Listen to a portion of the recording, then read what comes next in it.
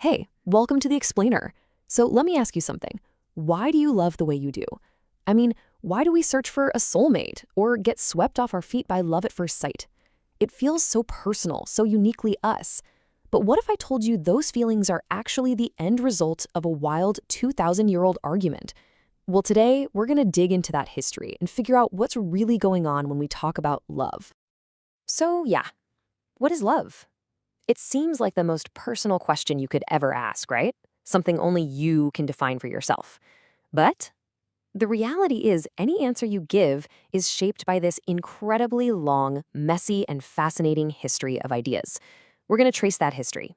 And we'll use the brilliant work of philosopher Irving Singer as our map to see how everyone from Plato to Freud has tried to answer this exact same question. All right, so here's the game plan. We'll kick things off way back in ancient Greece, then jump to the Middle Ages when the whole idea of romance was invented. From there, we'll get swept up in the Romantic Revolution and then kind of brace for impact as modern psychology starts poking holes in everything. And finally, we'll see if we can make sense of it all today. Okay, let's dive in. The big idea we're chasing in this explainer is that the love you feel isn't just, some biological switch. It's an idea. An idea that's been built up, torn down, and rebuilt layer by painstaking layer for centuries. And that right there is the key. All the things we just assume are true about love, finding the one, following your heart, the whole concept of romance, none of that is a given.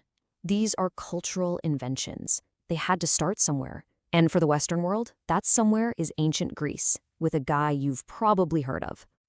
So our story begins with Plato. He gave us this incredibly powerful metaphor for what love is, a ladder. For Plato, love wasn't just a feeling you have. Nope. It was more like a spiritual workout. It was a climb, a journey upwards from the messy physical world towards something pure and divine. So how does this ladder work? Well, you start on the bottom rung with something we all get, that initial spark, that attraction to one person's physical beauty. But for Plato, you can't stop there. That's just the start. You're supposed to use that feeling to climb up. You go from loving one beautiful body to appreciating the beauty in all bodies. Then you leave the physical behind completely and start to love beautiful minds, beautiful souls. And you keep climbing, loving beautiful ideas, beautiful systems of justice, until you get to the very top. The final rung is loving beauty itself, a perfect, abstract, divine ideal. The person you fell for, they were just the rocket fuel for a much bigger journey. And you cannot overstate how much this idea changed everything. It was a bombshell. Suddenly, love wasn't just an animal urge, it was a noble quest for meaning.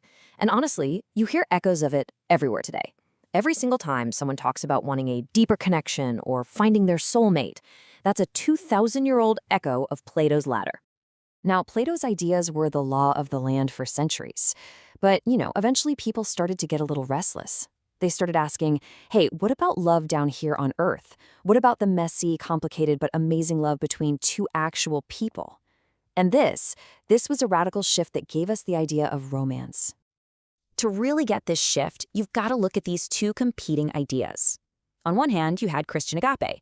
Think of this as a top-down love. It's God's divine, perfect love flowing down to humanity. We don't create it, we just receive it. But then in the Middle Ages, something totally new pops up in poems and songs. Courtly love. And this was a game changer. It was all about passionate, devoted, human-to-human love. For the first time, our culture was saying, wait a minute, maybe loving another person has incredible value all in its own, not just as a stepping stone to something higher. And boom, that's the moment that creates the space for romance as we know it.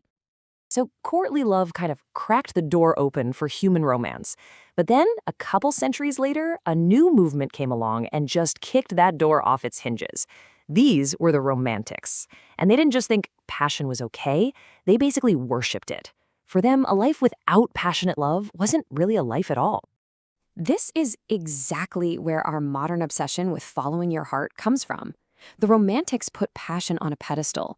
They believed that this intense, all-consuming connection was the absolute core of a meaningful relationship. Your feelings were your compass. It was this beautiful, powerful, and, as we're about to see, maybe a kind of dangerous idea. Because yeah, it wasn't all sunshine and roses. This new ideal of passionate love also came with a whole lot of anxiety. And that created this split within the Romantic movement itself, a split that's super helpful for understanding love even today. So you've basically got two camps. On one side, there's benign romanticism.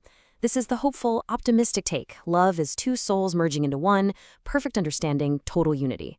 But then you have the flip side, romantic pessimism. This view saw love as a recipe for disaster, full of conflict, guaranteed disappointment, and maybe, just maybe, it's all a big illusion. And one guy in particular became the poster child for this darker view. Meet Schopenhauer, the ultimate philosophical party pooper. He looked at all this grand romantic passion and basically said, "You're all fools. It's a trick." For him, that overwhelming feeling of love is just a clever illusion cooked up by nature to trick us into having kids and keeping the species going. It's nothing more than a beautiful lie we tell ourselves to mask our basic biology. Ouch. And that pessimistic vibe only gets stronger as we roll into the 20th century. New thinkers, armed with tools from psychology and philosophy, start to take the romantic ideal apart, piece by piece, and they find some pretty deep cracks in the foundation. Enter Sigmund Freud, who drops this absolute bomb on the conversation. He argued that for a whole lot of people, there's a fundamental psychological wall separating our feelings of affection from our feelings of desire. He even had a name for it, erotic degradation. The basic idea is that because of all these societal rules and hang-ups, our minds put love and lust in two different boxes. We can't really desire the people we truly love and respect, and we can't truly love the people we desire. For Freud, this was the tragic, built-in flaw of the whole romantic dream. And just when you thought it couldn't get any bleaker, along comes Jean-Paul Sartre. If Freud saw a tragic flaw, Sartre saw a death match. For him, love is basically a psychological cage fight. We desperately want to possess the other person's freedom, to own their very consciousness. But at the same time, we're terrified of losing our own freedom. It's an impossible paradox. It's a battle you can never, ever win. Okay, wow. So, we've climbed Plato's ladder, we've swooned with the Romantics, and we've basically despaired with Freud and Sartre. So where on earth does that leave us? Well, this brings us to our final stop, and to Irving Singer's own really powerful take on this whole 2,000-year-old debate. So after all that, should we just give up? Irving Singer says absolutely not. He argues we've been asking the wrong question the whole time. We've been looking for one single, simple definition of love, and a thing like that just doesn't exist. He says love isn't some treasure you go out and find. It's something you create. It's a creative act.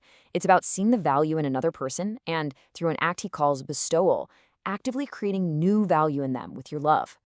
And this quote from Singer really just nails it.